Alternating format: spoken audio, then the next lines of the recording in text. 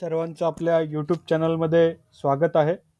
आज आपण PYQ series part 10 मध्ये काही प्रश्न घेऊन येणार आहोत. जे की येणारी जी परीक्षा असेल त्यामध्ये तुम्हाला नक्कीच त्याचा फायदा होईल. जे की TCS पॅटर्न, इलेक्ट्रिशियन आणि वायरमन या टॉपिकवर प्रत्येक टॉपिकवर आपण संपूर्ण MCQ कव्हर करणार आहोत. तर चला पहिला प्रश्न. The property of conductor due to which pass electric current is called. कंडक्टरचा कोणत्या गुणधर्म ज्यामुळे तो विद्युत प्रवाह प्रवाहित होतो त्याला म्हणतात. तर या प्रश्नाचं उत्तर आहे ऑप्शन क्रमांक डी, कंडक्टन्स. प्रश्न क्रमांक 2. The resistance of conductor varies inversely as. कंडक्टरचा रेझिस्टन्स विपरीतपणे बदलतो. तर या प्रश्नाचं उत्तर आहे ऑप्शन क्रमांक सी, डायमीटर. प्रश्न क्रमांक 3. An instrument which detect electric current flow is known as.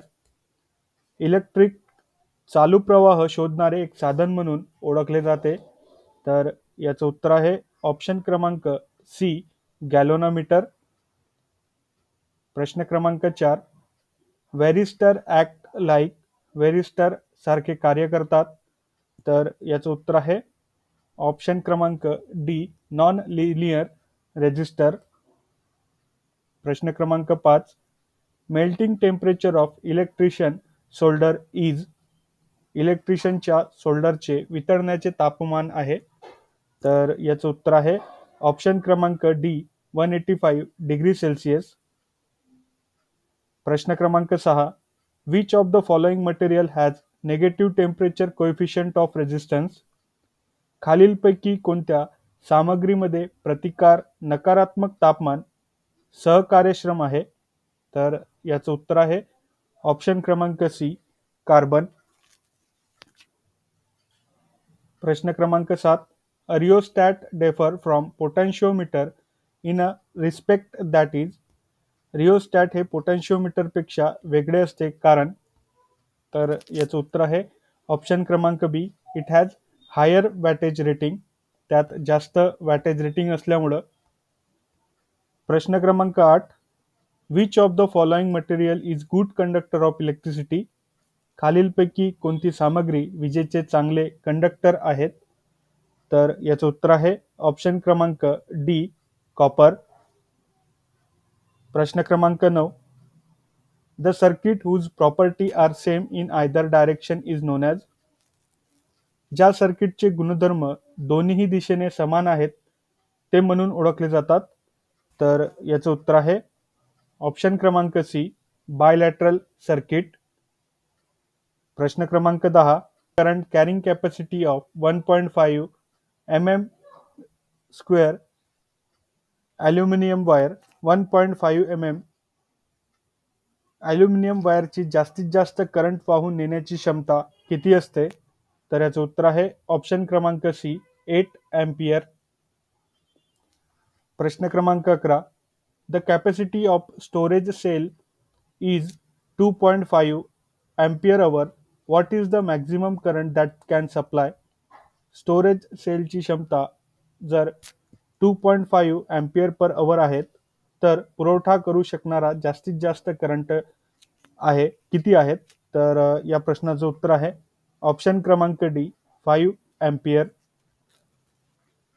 प्रश्न क्रमांक 12. Sedimentation in a lead acid battery occurs due to. Lead acid बॅटरीमध्ये कोणते परिणाम उद्भवतात. म्हणजेच सेडिमेंटेशनमुळे कोणते परिणाम त्यामध्ये उद्भवतात. तर याचं उत्तर आहे ऑप्शन क्रमांक A, over charging at high rate. प्रश्न क्रमांक 13. The capacity of storage cell is expressed in. Storage सेलची क्षमता व्यक्त केली जाते. तर याचं उत्तर आहे ऑप्शन क्रमांक सी, एम्पियर पर अवर किंवा एम्पियर अवर. प्रश्न क्रमांक 14. Why constant wire is use to making standard resistor. मानक प्रतिरोध तयार करण्यासाठी कॉन्स्टंट वायर का वापरला जातो. तर याचं उत्तर आहे ऑप्शन क्रमांक C, low temperature coefficient of resistance. कमी तापमान सहकार्यक्षम रेजिस्टन्स. प्रश्न क्रमांक 15. Kirchhoff's law is applicable to. किर्चॉफ्सचा नियम लागू होतो. तर याचं उत्तर आहे ऑप्शन क्रमांक D, both AC and DC circuit. प्रश्न क्रमांक 16. The capacitance of capacitor is not affected by. कॅपॅसिटरच्या कॅपॅसिटन्सवर परिणाम होत नाही. तर या प्रश्नाचं उत्तर आहे ऑप्शन क्रमांक ए, थिकनेस ऑफ प्लेट म्हणजेच प्लेटची जाडी. प्रश्न क्रमांक 17. Magnet are made up of low retentivity but high permeability material are called. Magnet कमी रेझिस्टिव्हिटीचे बनलेले आहेत परंतु उच्च पारंपरिकता सामग्री म्हटले जाते म्हणजेच परमेबिलिटी मटेरियल म्हटले जातात. तर याचं उत्तर आहे ऑप्शन क्रमांक सी, इलेक्ट्रोमॅग्नेट. प्रश्न क्रमांक 18. Electrochemical equivalent is equal express in. Electrochemical समकक्ष सहसा मध्ये व्यक्त केले जातात. तर याचं उत्तर आहे ऑप्शन क्रमांक ए, मिलीग्राम पर कुलम. प्रश्न क्रमांक 19. According to the Lenz law the direction is induced current always. लेन्झच्या नियमानुसार नेहमीच प्रेरित करंटची दिशा रिकामी जागा असते. तर याचं उत्तर आहे अपोज द कॉजेस म्हणजेच कारणाच्या विरुद्ध असते. प्रश्न क्रमांक 20. The diamagnetic material has relative permeability. Diamagnetic सामग्रीमध्ये रिलेटिव्ह परमेबिलिटी असते. तर याचं उत्तर आहे ऑप्शन क्रमांक ए, लेस दॅन 1. प्रश्न क्रमांक 21. The unit of magnetomotive force is. Magnetomotive फोर्सचे युनिट आहेत. तर याचं उत्तर आहे ऑप्शन क्रमांक ए, एम्पियर. प्रश्न क्रमांक 22. Susceptibility is positive for. संवेदनशीलता सकारात्मक आहे. तर याचं उत्तर आहे ऑप्शन क्रमांक ए, फेरोमॅग्नेटिक मटेरियल. प्रश्न क्रमांक 23. Fleming left hand rule is use to find. Fleming डाव्या हाताचा नियम शोधण्यासाठी वापरला जातो. तर याचं उत्तर आहे ऑप्शन क्रमांक B, direction of force on a current carrying conductor in a magnetic field. आपण आज जो व्हिडिओ घेतोय त्याची आपण PDF आपल्या टेलिग्राम चॅनलवर आपण हे टाकणार आहोत. जर आपल्या परीक्षेच्या हिशोबाने आपण आजपर्यंत जेवढ्या पण सिरीज घेतलेल्या आहेत त्या संपूर्ण सिरीजची एक बुक आपण यामध्ये टेलिग्राममध्ये लवकरच अपलोड करू. तर नक्की आपल्या चॅनलला सबस्क्राईब करा. प्रश्न क्रमांक 24. The unit of capacitance is. कॅपॅसिटन्सचे युनिट आहेत. तर याचं उत्तर आहे ऑप्शन क्रमांक बी, कुलम पर व्होल्ट. प्रश्न क्रमांक 25. Working principle of auto transformer is. Auto ट्रान्सफॉर्मरचे कार्यत्व तत्व आहेत. तर याचं उत्तर आहे ऑप्शन क्रमांक C, both induction and conduction. प्रश्न क्रमांक 26. Magnetic field exist around. चुंबकीय क्षेत्र आजूबाजूला म्हणजेच असतात. तर या प्रश्नाचं उत्तर आहे ऑप्शन क्रमांक डी, मुव्हिंग चार्जेस. प्रश्न क्रमांक 27. Internal resistance of cell is due to. सेलचा अंतर्गत प्रतिकार यामुळे होतो. तर याचं उत्तर आहे ऑप्शन क्रमांक D, all of the above म्हणजेच electrode resistance, resistance of electrolyte आणि surface contact resistance between electrode and electrolyte. प्रश्न क्रमांक 28. When two resistors are connected in a series they have. जेव्हा दोन प्रतिरोधक त्यांच्या मालिकेत जोडले असतात तेव्हा. याचं उत्तर आहे ऑप्शन क्रमांक D, same current passing through them म्हणजेच त्याच्यामधून काय होते, समान करंट पास केला जाते. प्रश्न क्रमांक 29. Which among the operation are carried out electric cable.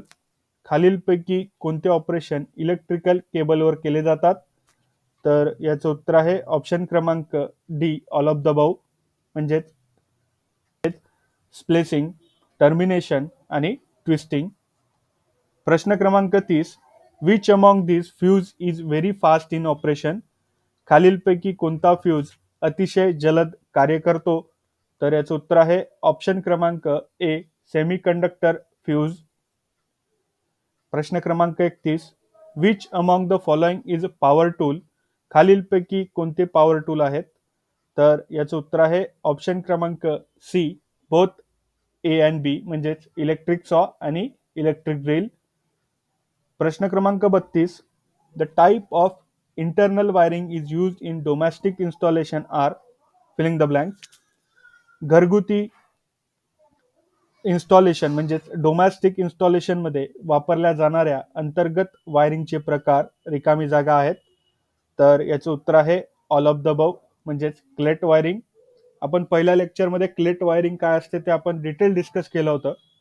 तर जे जुने व्हिडिओ आहेत ते सुद्धा तुम्ही बघा. त्यामध्ये सुद्धा आपण काही रिलेटेड टॉपिकची जी माहिती आहे ते पण आपण त्यामध्ये डिस्कस केलेली आहेत. बी जे आहे CTS RTS वायरिंग, त्यानंतर मेटल अँड PVC वायरिंग. तर या प्रश्नाचं उत्तर असेल ऑल ऑफ द अबव. प्रश्न क्रमांक 33, रिकामी जागा R used where conduit shall be pushed right through the interior of fitting. तर याचं उत्तर आहे ऑप्शन क्रमांक सी, कपलर. प्रश्न क्रमांक 34, which insulating material is use for low voltage cable. कमी व्होल्टेज केबलसाठी कोणती इन्सुलेटिंग सामग्री वापरली जातात? तर याचं उत्तर आहे ऑप्शन क्रमांक सी, सिल्क अँड कॉटन. प्रश्न क्रमांक 35, what should you do if portable tool is damage, hot or sparking. Portable power tool खराब झाल्यास, गरम झाल्यास किंवा स्पार्किंग झाल्यास काय करावे? तर याचं उत्तर आहे ऑप्शन क्रमांक B, do not use the equipment and tag it out of service. प्रश्न क्रमांक 36, which method of cable joint is use for LV cable. LV केबलसाठी केबल जॉईंटची कोणती पद्धत वापरली जाते? तर याचं उत्तर आहे ऑप्शन क्रमांक सी, कोल्ड श्रिंकेबल. प्रश्न क्रमांक 37, which of the following is an ideal lightning fixture is use in a construction site. खालीलपैकी कोणता आदर्श प्रकाश फिक्स्चर बांधकाम साइटवर वापरला जातो? तर याचं उत्तर आहे ऑप्शन क्रमांक सी, हॅलोजन लॅम्प. प्रश्न क्रमांक 38, factor to select correct size of conduit depend on. रिकामी जागा कंड्यूक्ट योग्य आकार निवडण्याचे घटक रिकामी जागावर अवलंबून असतात. तर या प्रश्नाचं उत्तर आहे ऑप्शन क्रमांक ए अँड बी, म्हणजेच साइज ऑफ केबल आणि number of cable to be drawn. प्रश्न क्रमांक 39, the most common joining conduit with fitting use. रिकामी जागा फिटिंगसह सर्वात सामान्य कंड्यूक्ट रिकामी जागा वापरतात. तर या प्रश्नाचं उत्तर आहे ऑप्शन क्रमांक ए, सॉल्व्हंट अडेसिव्ह. प्रश्न क्रमांक 40, how the output capacity of UPS is expressed. याचं उत्तर आहे ऑप्शन क्रमांक बी, VA.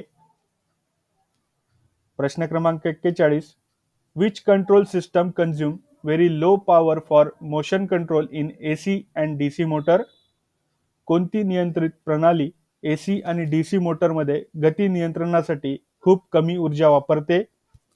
तर या प्रश्नाचं उत्तर आहे ऑप्शन क्रमांक बी, ड्राईव्ह कंट्रोल. प्रश्न क्रमांक 42, which drive is classified according to the mode of operation. Operation मोडनुसार कोणत्या ड्राईव्हचे वर्गीकरण केले जाते? तर याचं उत्तर आहे ऑप्शन क्रमांक डी, कंटिन्युअस ड्युटी ड्राईव्ह. प्रश्न क्रमांक 43, which part is provide in UPS for the source of power if supply fail. जर पुरवठा अयशस्वी झाल्यास वीज स्रोतासाठी UPS मध्ये कोणता भाग प्रदान केला जातो? तर याचं उत्तर आहे ऑप्शन क्रमांक सी, बॅटरी. प्रश्न क्रमांक 44, what is an electric drive. Electric drive म्हणजे काय? तर याचं उत्तर आहे ऑप्शन क्रमांक C, an electromechanical device for controlling motor. Motor नियंत्रित करण्यासाठी इलेक्ट्रोमेकॅनिकल उपकरण म्हणजेच काय तर म्हणजेच इलेक्ट्रिक ड्राईव्ह. प्रश्न क्रमांक 45. Which material is use to make heating element? Heating element तयार करण्यासाठी कोणती सामग्री वापरली जाते? तर याचं उत्तर आहे ऑप्शन क्रमांक सी, नायक्रोम. प्रश्न क्रमांक 46. A ferromagnetic core is placed in inductor to. इंडक्टरमध्ये एक फेरोमॅग्नेटिक कोअर असतो. तर याचं उत्तर आहे ऑप्शन क्रमांक बी, इन्क्रीज द इंडक्टन्स. प्रश्न क्रमांक 47. Which of the following can vary with AC but never with DC? खालीलपैकी कोणते AC सह बदलू शकते परंतु DC मध्ये कधीच बदलत नाही? तर याचं उत्तर आहे ऑप्शन क्रमांक सी, फ्रिक्वेन्सी. प्रश्न क्रमांक 48. If all other factors are kept constant the inductance of air core coil is not affected by. सर्व घटक स्थिर ठेवल्यास एअर कोअर कॉइलच्या इंडक्टन्सवर परिणाम होत नाही. तर याचं उत्तर आहे ऑप्शन क्रमांक ए, फ्रिक्वेन्सी. प्रश्न क्रमांक 49.